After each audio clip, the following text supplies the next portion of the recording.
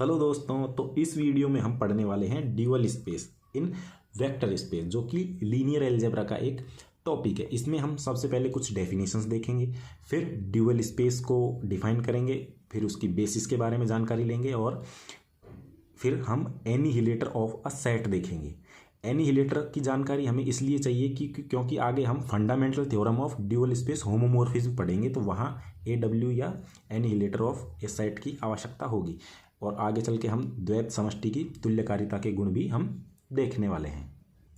Dual space को define करने के लिए हमें लीनियर फंक्शनल की डेफिनेशन आनी चाहिए। तो लीनियर फंक्शनल होने के लिए सबसे पहले तो उसका लीनियर ट्रांसफॉर्मेशन होना होगा। तो देखिए, लीनियर ट्रांसफॉर्मेशन क्या होता है। टी यू से एफ पर एक लीनियर ट्रांसफॉर्मेशन है, जहां यू और एफ क्या है, वेक्टर स्पेसेस हैं, और इस तरीके का लीनियर ट्रांसफॉर्मेशन है, तो ये दो प्रॉपर्टीज होल्ड करेगा। तो इसी तरह यू से वी पर परिभाषित सभी लीनियर ट्रांसफॉर्मेशंस का सेट इस तरह से होता है। यदि अब देखिए, यदि टी कहां से कहां पे है, यू से एफ पर है, एफ क्या है, फील्ड पर लीनियर ट्रांसफॉर्मेशन है, मतलब ये दो प्रॉपर्टीज होल्ड कर रहा है, तो टी को लीनियर फंक्शनल कहते हैं। ठीक है, टी को क्या कह देंगे, लीनियर फंक्शनल कहते हैं। अब आइए हमारा ड्यूअल स्पेस और लीनियर फंक्शनल कहते हैं, ये दो प्रॉपर्टीज तो ऑलरेडी होल्ड होनी चाहिए। अब देखिए, ड्यूअल स्पेस की जो डेफिनेशन है कि यदि वी एफ एक वेक्टर स्पेस है तथा टी वी से एफ पर लीनियर फंक्शनल है, ठीक है, जो हम पहले पढ़ के आए हैं, तब वी से एफ पर परिभाषित सभी लीनियर फंक्शनल का सेट, वी से एफ पर परिभाषित सभी लीनियर फंक्शनल का सेट, या तो वी के ऊपर कैप लगा देंगे या वी स्टार बराबर L linear functional from V to F, जो खुद वेक्टर स्पेस के गुणधर्म संतुष्ट करता है, इस वी स्टार को ही ड्यूअल स्पेस कहते हैं। ठीक है, अब ड्यूअल स्पेस में कैसे एलिमेंट्स आएंगे, वी से एफ पर परिभाषित सभी लीनियर फंक्शनल का जो सेट होगा वही हमारा क्या कहलाएगा, ड्यूअल स्पेस कहलाएगा। ठीक है, और इसको शॉर्ट फॉर्म में कैसे पढ़ेंगे, वी से एफ पर परिभाषित सभी लीनियर फंक्शनल के सेट को ड्यूअल स्पेस कहते हैं, जिसे वी स्टार से लिखते हैं। अब इसकी प्रॉपर्टीज में हम बेसिस के बारे में चर्चा कर लेते हैं। अतः वी स्टार में अवयव फलन के रूप में होंगे। फलन के रूप में क्यों होंगे, क्योंकि लीनियर फंक्शनल का सेट होगा, तो वी स्टार जो होगा उसमें फलन के रूप में होंगे एलिमेंट्स जो हैं, जो वी के अवयवों को एफ पर मैप करेंगे, क्योंकि लीनियर फंक्शनल यू से एफ पे होता है ना। अतः वी स्टार में F1 F2 F3 Fn type के एलिमेंट्स होंगे। यह F1 F2 ना लिख के हम T1 T2 T3 Tn इस टाइप से लिख सकते हैं। तब इसकी बेसिस निकालेंगे, तो बेसिस में भी तो इन्हीं में से कोई एलिमेंट आएंगे। जब इन्हीं में से आएंगे तो वो भी फंक्शनल्स ही होंगे या ट्रांसफॉर्मेशंस ही होंगे। तो वी स्टार की बेसिस में मान लीजिए ऐसे एलिमेंट्स आ रहे हैं, तो वो क्या है, F1 F2 F3 Fn, या हम इसको लिख सकते हैं T1 T2 T3 Tn type से कुछ लिख सकते हैं, कुछ फंक्शनल का सेट ही होगा। अब देखिए, यदि वी आई स्टार, मतलब ये कोई क्या है, वी स्टार की बेसिस का एलिमेंट है, चाहे हम इसको T1 ले लें या F1 ले लें, कुछ भी ले सकते हैं, लेकिन ये क्या है, मान लीजिए ये कोई एलिमेंट है, वी स्टार की बेसिस का एलिमेंट है, तथा वी जे बिलोंग्स टू कहाँ है, वेक्टर स्पेस वी में है, तब इन दोनों को यदि हम अप्लाई करेंगे तो ये तो क्या है, एक फंक्शनल के रूप में, तो इसको कहाँ में मैप करेगा, कहीं ना कहीं मैप करेगा। कहाँ पे मैप करेगा, एफ पे, और एफ के किन एलिमेंट्स पर मैप करेगा, या तो वो 1 पे मैप करेगा या 0 पर मैप करेगा। 1 पर कब मैप करेगा, यदि एफ आई वी जे, यदि आई एंड जे समान होंगे तो 1 देगा और नॉट इक्वल टू होंगे तो 0 देगा। तो ये क्या है, इसकी बेसिस की प्रॉपर्टी है। अतः वी स्टार की बेसिस को ड्यूअल बेसिस कहते हैं। ठीक है, जो वी स्टार जो हम बनाएंगे ड्यूअल स्पेस की बेसिस को ड्यूअल बेसिस कहा जाता है। तो dimension of V is equal to dimension of V star, लेकिन डायमेंशन ऑफ वी, अच्छा ये इसमें इसको नंबर ऑफ एलिमेंट्स के रूप में आप ले लीजिए, क्योंकि डायमेंशन ऑफ वी में तो क्या आएंगे एलिमेंट्स, ओके डायमेंशन, तो डायमेंशन ऑफ वी बराबर डायमेंशन ऑफ वी स्टार, क्योंकि डायमेंशन किसको बोलते हैं, जितने बेसिस में एलिमेंट्स होते हैं। ठीक है, जितने बेसिस में एलिमेंट्स होते हैं उनको हम बोलते हैं डायमेंशन। तो इसके जो वी स्टार की जो बेसिस बनेगी उसमें एलिमेंट्स की संख्या और वी की जो बेसिस होगी उसके एलिमेंट्स की संख्या इक्वल होगी, इसलिए डायमेंशन ऑफ वी बराबर डायमेंशन ऑफ वी स्टार होता है। जैसा कि आगे लिखा हुआ है कि number of elements in basis of vector space and is equal to number of elements in basis of dual space, ये इक्वल होती है तो इनकी क्या होती है, डायमेंशन इक्वल होती है, इसको आप ध्यान रखिएगा। V एक फाइनाइट डायमेंशनल वेक्टर है तथा V is not equal to 0 belongs to V, अशून्य अवयव, तब there exist F belongs to V star. अब ये इसके प्रूफ के लिए ये हमें कुछ दिया गया है, बाकी आपको केवल यही लाइन याद रखनी है कि किसी भी वेक्टर स्पेस की डायमेंशन तथा उसके ड्यूअल स्पेस की डायमेंशन इक्वल होती है। ठीक है, इक्वल क्यों होती है, क्योंकि दोनों की बेसिस जो निकलेंगी उनमें एलिमेंट्स की संख्या इक्वल होगी। अब ये इसका प्रूफ दिया गया है। तब F V not equal to 0, अर्थात वी के प्रत्येक अशून्य अवयव के संगत हमें एक फंक्शनल मिलेगा और ऐसा मिलेगा जिसके प्रति अशून्य अवयव का प्रतिचित्रण अशून्य ही होगा, इसलिए बेसिस पर मैप करती है एवं बेसिस के प्रत्येक अवयव के लिए एक फंक्शनल मिल जाएगा हमें, जो वी स्टार के बेसिस का अवयव होगा। अतः basis of V equal to basis of V star में जो एलिमेंट्स की संख्या होगी वो इक्वल होगी, जैसे इक्वल हो जाएगी तो हमारा डायमेंशन दोनों का इक्वल हो जाएगा। अब देखिए कि एक वेक्टर स्पेस ड्यूअल स्पेस के ड्यूअल स्पेस का भी ड्यूअल निकालेंगे, उसके तुल्यकारी होता है यदि वेक्टर स्पेस फाइनाइट डायमेंशनल हो। आप इस बात को ध्यान रखना, ये बात हमें आगे लिखनी चाहिए थी लेकिन यहाँ लिखी है, तो ये इंपॉर्टेंट इसमें समझने वाली बात है। हर वेक्टर स्पेस अपने ड्यूअल के तुल्यकारी नहीं होता, जबकि क्या होता है, वेक्टर स्पेस यदि फाइनाइट डायमेंशनल है तब जाके ये कंडीशन होल्ड होगी। आप इसका ध्यान रखना।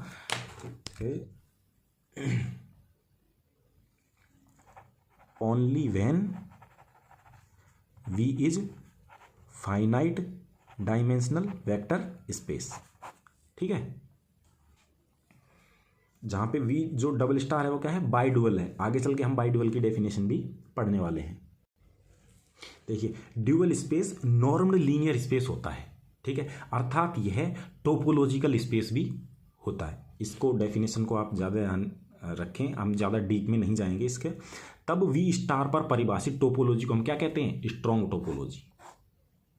ठीक है, यदि VF एक वेक्टर स्पेस है जहां F जो फील्ड दिया गया हो वो R हो या C हो, R या C में से कोई एक हो, तब हम क्या कहेंगे, तब देखिए क्योंकि R व C दोनों क्या होते हैं, कंप्लीट होते हैं, इसलिए V स्टार जो होगा या ड्यूअल स्पेस भी कंप्लीट होगा।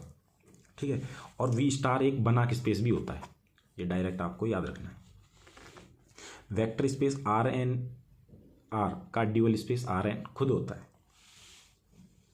अब देखिए सेकंड ड्यूअल जो हम पहले पढ़ के आ रहे हैं कि ड्यूअल स्पेस का भी ड्यूअल, बस वो सीधी डेफिनेशन है। यदि VF एक वेक्टर स्पेस है तथा V स्टार एक ड्यूअल स्पेस है, तब V डबल स्टार को सेकंड ड्यूअल कहते हैं यदि V double star V star का ड्यूअल स्पेस हो। ठीक है, पहले तो हम V से V स्टार निकालेंगे और V स्टार का भी हम ड्यूअल निकाल दे तो वो डबल स्टार हो जाएगा। ठीक है, ड्यूअल स्पेस हमेशा बनाक स्पेस होता है, चाहे वेक्टर स्पेस बनाक स्पेस हो या ना हो।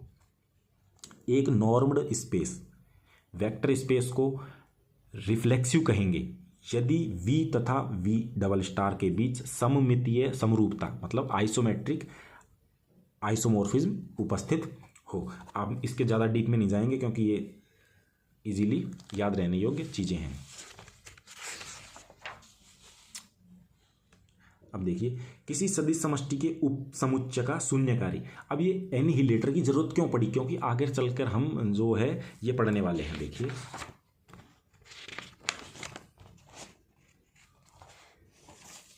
ये fundamental theorem of dual space homomorphism, वहाँ AW नीचे लेना होगा, तो इसको क्वोशिएंट स्पेस की टाइप में बनाएंगे ना, तो वहाँ AW की जरूरत पड़ती है, तो इसको हम पढ़ेंगे और इससे क्वेश्चंस भी बन जाते हैं। कि देखिए, एनिहिलेटर ऑफ अ सेट, माना VF एक सदिश समष्टि है तथा W V का एक सबसेट है, तब W के एनिहिलेटर को AW से व्यक्त करते हैं और AW या W के ऊपर नोट लगा दिया जाता है। AW में कौन से आएंगे, इसमें वो फंक्शनल्स आएंगे जो कि W के प्रत्येक एलिमेंट को किस पर मैप करें, 0 पर मैप कर दें बस। इसीलिए तो वो एनिहिलेटर कहलाएगा कि AW is equal to F belongs to V star, मतलब ड्यूअल स्पेस के वे एलिमेंट्स आएंगे जो W के प्रत्येक एलिमेंट को 0 पर मैप करें, for all W belongs to W। अर्थात vector space V star dual space, vector V क्या है, वेक्टर स्पेस, V स्टार क्या है, ड्यूअल स्पेस, और W is subset of V, तब ड्यूअल स्पेस के वे अवयव जो डब्ल्यू के प्रत्येक अवयव को 0 पर मैप करें, तो वो क्या हो जाएगा, वो सेट क्या हो जाएगा, वो ए डब्ल्यू या एनिहिलेटर ऑफ डब्ल्यू कहलाएगा। वी स्टार के अवयव लीनियर फंक्शनल होते हैं, वो तो जानते हैं। अब देखिए, यदि डब्ल्यू बराबर 0, यदि खुद ही 0 हो तब ए डब्ल्यू बराबर पूरा वी स्टार हो जाएगा, क्योंकि 0 को तो 0 पे ही मैप करेगा, चाहे वो कैसा भी फंक्शनल हो। तो पूरा का पूरा जो ड्यूअल स्पेस होगा वो इसका एनिहिलेटर बन जाएगा, किसका, डब्ल्यू का, क्योंकि 0 तो 0 पर ही मैप होगा ना, कंप्लीट पूरा वी स्टार बन जाएगा। सिंस प्रत्येक फंक्शनल 0 को तो 0 पर ही मैप करेगा, तो प्रत्येक फंक्शनल इसका एनिहिलेटर हो जाएगा। यदि डब्ल्यू बराबर वी हो जाएगा तब एनिहिलेटर ऑफ डब्ल्यू बराबर 0, 0 फंक्शनल ही होगा, क्योंकि 0 फंक्शनल ही ऐसा होगा जो डब्ल्यू के प्रत्येक एलिमेंट को किस पर मैप करेगा, 0 पर मैप करेगा। सिंस केवल 0 फंक्शनल ही वी के प्रत्येक अवयव को 0 पर मैप करता है। अब देखिए, dimension of W plus dimension of annihilator of W is equal to dimension of V होता है, जब डब्ल्यू वी की उपसमष्टि है। यहाँ पे जो सेट है, क्योंकि वी का कोई सेट लेकर ही तो हम एनिहिलेटर को डिफाइन कर रहे हैं, जब कोई वी की उपसमष्टि भी हम डिफाइन करेंगे तो उसके लिए भी तो डब्ल्यू को एक सेट लेना पड़ेगा पहले, वो अगर प्रॉपर्टीज होल्ड कर जाता है तो वो उपसमष्टि कहलाता है। तो dimension of W plus dimension of annihilator of W is equal to dimension of V, यदि डब्ल्यू वी की उपसमष्टि है। उपसमष्टि का आप खास ध्यान रखना, प्रत्येक सेट के लिए ये नहीं होगा। प्रॉपर्टीज ऑफ एनिहिलेटर, शून्यकारी की जो प्रॉपर्टीज हैं वो क्या है कि डब्ल्यू का एनिहिलेटर फिर उसका एनिहिलेटर हम लेंगे तो वो स्वयं डब्ल्यू ही आएगा, जो कि है W1 प्लस W2 का एनिहिलेटर इज इक्वल टू W1 का एनिहिलेटर इंटरसेक्शन W2 का एनिहिलेटर, जहाँ W1 W2 क्या है, सबसेट ऑफ V है। W1 इंटरसेक्शन W2, यहाँ पे W क्यों लिखा गया, इसलिए W1 इंटरसेक्शन W2 का एनिहिलेटर जो होगा वो W1 का एनिहिलेटर प्लस W2 का एनिहिलेटर होगा, जहाँ W1 intersection W2 is equal to 5 है। और साथ ही जो हम किसी W का एनिहिलेटर जो निकालेंगे, ठीक है, जो एनिहिलेटर निकालेंगे वो वी स्टार की उपसमष्टि भी होता है।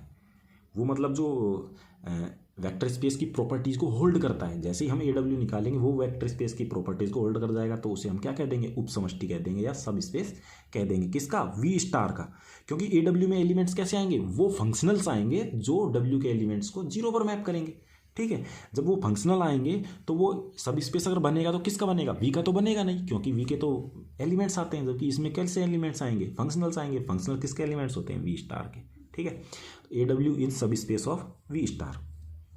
यदि U is subset of W and subset of V, V क्या है, वेक्टर स्पेस है, तब U W V के सबसेट्स हैं तथा U is subset of W है, तब एनिहिलेटर ऑफ U इज जो AW जो है वो सबसेट होगा एनिहिलेटर ऑफ U का। ये अपोजिट में चले जाते हैं। और क्यों चले जाते हैं, क्योंकि मान लीजिए U क्या है, छोटा, और W क्या है, बड़ा, तो जो U को एनिहिलेट करने वाले एलिमेंट फंक्शनल्स होंगे वो ज़्यादा होंगे, क्योंकि U छोटा है, छोटे को एनिहिलेट जल्दी किया जा सकता है या ज़्यादा एलिमेंट्स इसको एनिहिलेट कर पाएंगे। तो इसलिए ये ऐसा होता है कि क्या होता है, AW is subset of AU हो जाएगा। ठीक है, क्योंकि W बड़ा है तो उसको एनिहिलेट करने के लिए कम फंक्शनल्स ही उसको एनिहिलेट करेंगे। AW और U क्या है, छोटा है, तो उसको ज़्यादा फंक्शनल्स एनिहिलेट कर पाएंगे, तो इसलिए वो इस तरीके से हम देख सकते हैं। अर्थात यदि U is subset of W then ये है। सिंस U छोटा है तो इसे एनिहिलेट करने वाले ज़्यादा फंक्शनल्स होंगे। और ये केवल हमें समझने के लिए है, ऐसी कोई थ्योरी इसमें होती नहीं है कि इस वजह से इसमें ये लॉजिक, पर ये लॉजिक ठीक लग रहा है थ्योरम। यदि V और V dash belongs to U हैं तब there exist F belongs to V star such that FV is not equal to FV dash. इसका आपको ध्यान रखना है। और अगर ऐसा क्यों होता है, क्योंकि यदि ये दोनों इक्वल हो गए तो फिर जो हमारी जो वो थी dimension of V is equal to dimension of V star, ये होल्ड नहीं हो पाएगी अगर ये इक्वल हो गए तो। ठीक है, इसलिए ये होल्ड्स, ये होल्ड हो पा रही है क्योंकि ये इस तरीके से, अगर ये इक्वल हो गए दो एलिमेंट्स के लिए, तो वो फिर हमारी डायमेंशन वाली कंडीशन भी आगे चल के कहीं भी फेल हो सकती है। ये थ्योरम है, ये इसका प्रूफ नहीं करवा रहे, लेकिन इस तरीके से हम समझ सकते हैं। अब देखिए, यदि V एक परिमित फाइनाइट डायमेंशनल वेक्टर स्पेस है तथा W V का क्या है, एक सबसेट है, तब हम क्या करेंगे, तब क्या बोलते हैं इसको, V star upon AW isomorphic to W star. तो W स्टार क्या है, W का ड्यूअल स्पेस है, ठीक है, और AW क्या है, एनिहिलेटर ऑफ W है, V स्टार क्या है, ड्यूअल स्पेस है। तो जहां V star dual space, W star उपसमुच्चय का dual space, AW annihilator of W। ये क्या है, कोशेंट स्पेस टाइप का बन रहा है। तो ये इसी को क्या कहते हैं, fundamental theorem of dual space homomorphism. और यहाँ पे अब इससे क्या कर पाते हैं, dimension of W star is equal to dimension of V star minus dimension of AW। ये हम ग्रुप से लेके, रिंग से लेके और आगे तक वेक्टर स्पेस से लेके सब में पढ़ते आ रहे हैं ये फंडामेंटल थ्योरम। तो वैसे ही बनती है, किसी में तो वो नीचे कर्नल ले लेता है, किसी में सबसेट ले लेता है, किसी में और भी कुछ लेके, लेकिन जब हम ड्यूअल स्पेस पढ़ेंगे तो इस तरीके से हम होमोमॉर्फिज्म को या fundamental theorem of dual space homomorphism को डिफाइन करेंगे। ये है, तो इसको क्या बोलते हैं, AW V star and minus of AW है, तो ये W स्टार, क्योंकि AW को इधर ले आए, इसको इधर ले आए, ठीक है। यदि V finite dimensional vector space है तो ये होता ही है, ये हमने पहले भी पढ़ रखा है। यदि V की विमा परिमित है परंतु V की विमा अनंत हो तो ऐसा नहीं होना जरूरी नहीं है, ठीक है। जब ये कब होगा, जब फाइनाइट डायमेंशनल वेक्टर स्पेस, ये हमने पहले ही पढ़ लिया था और अब भी एक बार देख लेते हैं, क्योंकि ये बहुत ही इंपॉर्टेंट है। अब देख लीजिए, यदि V finite dimensional vector space हो तब dimension of A annihilator of W बराबर dimension of V minus dimension of W होता है। और इसलिए आगे चल के क्या होता है, डायमेंशन ऑफ W बराबर डायमेंशन ऑफ W स्टार, जो स्पेस बनता है ना, वो ड्यूअल स्पेस बनता है, वो हो जाता है। और इसको हम कहाँ से देख पा रहे हैं, इसको हम यहाँ से देख पा रहे हैं। अब देखिए, फाइनाइट डायमेंशनल वेक्टर स्पेस की डायमेंशन हमेशा उसकी ड्यूअल स्पेस की डायमेंशन से कम होती है। और वो कैसे होती है कि dimension of V is less than equal to dimension of V star. ये तो हो गई जनरल फॉर्म। अब ये इक्वल कब होगी, जब इसकी जो V है फाइनाइट डायमेंशनल वेक्टर स्पेस हो तो इक्वल हो जाएगी, और यदि फाइनाइट डायमेंशनल वेक्टर स्पेस नहीं है तो ये आसानी से हम कह पाएंगे। तो ये हमारा ड्यूअल स्पेस आज कंप्लीट हो चुका है। तो थैंक यू, आप पढ़ते रहिए, बने रहिए मेरे साथ। थैंक्स।